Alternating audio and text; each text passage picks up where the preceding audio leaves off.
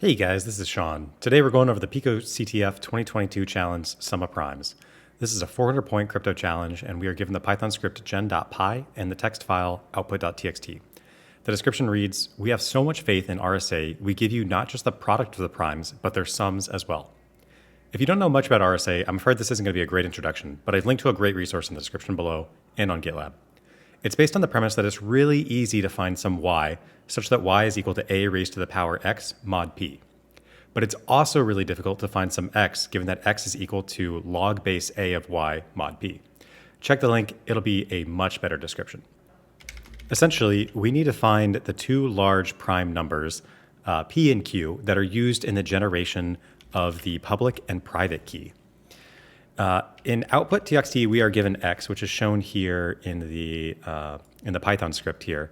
X is equal to p plus q, and n is equal to p times q. And both of those values, as well as c, our ciphertext, are given to us in the output. We see that here. So x, again, is our sum, and n is our product, as well as our ciphertext here. So this is the key to this problem. It would be very difficult, if not impossible, to generate both p and q from just having n, the product of both p and q. But since we have x as well, this adds an additional constraint that will immediately let us determine their values. So here enters Z3, an SMT solver from Microsoft. Think of this as a way to determine whether or not a mathematical formula is satisfiable. In this case, Z3 will also be constructing the formula for us and determining how and if we can solve it. First, let's open an interactive Python session. And I'm just going to paste in the three variables that we got in the output.txt, so that way they are local variables here, and we can use them freely. And then let's go ahead and import Z3 as well. We'll then declare our symbolic input as two integers, p and q. So we can say Z3 dot ints, and we can specify more than one symbolic input if we delineate them by spaces. So we can say something like this. Now we have two symbolic inputs, p and q. And now we're going to go ahead and create our solver. So we're going to say s is equal to z3 dot solver.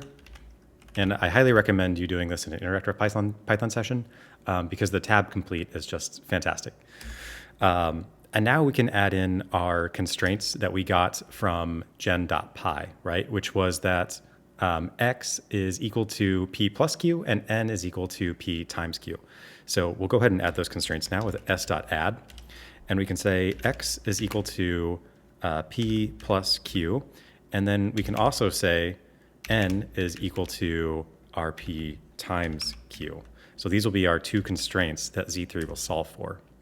And now we can just see whether or not that this has a satisfiable solution to it with s.check. So this will try and figure out whether or not it's satisfiable. And as we see here, we actually did get a satisfiable result, sat. So now we can say s.model, and we can see the concrete values of both p and q. So that's what we're seeing here. It's the Z3 determined that p is this number and q is this number. So we're actually just going to copy and paste these values right here, so that way we have them available for use. So we have our we have our q, and now we will have our p. And now we can just essentially solve this using all of the provided things that we got in gen.py.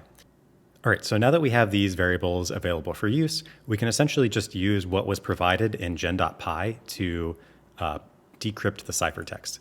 So I'm just going to take everything that's been provided inside of gen.py, everything below E, and just copy that in. Okay, cool. So now we can decrypt our ciphertext, which is right here. In gen.py, they've called flag the text that needs to be encoded. But in our case, we already have C. So what we want to do is take C to the power D, and this should be our ciphertext. we're going to decrypt our ciphertext here. And again, we have our number right here. But let's convert this to hexadecimal. So we'll just say hex C. And then we'll use bin ASCII on hexafly to then get the flag. So we'll say something like flag is equal to bin ASCII dot unhexify, and we want to give it C, but we want to skip over the first two characters here. And actually, we'll show that. So if we look at C right now, we have a hexadecimal representation, but we want to skip over these first 2 bytes. So we're going to say flag is equal to bin ASCII dot unhexify, and we're going to say C and skip over these first 2 things using substring notation. So this should be our flag, and there we go. We got picoCTF followed by some, it looks like random letters and numbers right there. But yeah, that's our flag.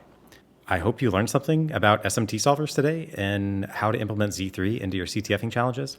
I hope you have a great day, and I hope to see you again on the next challenge.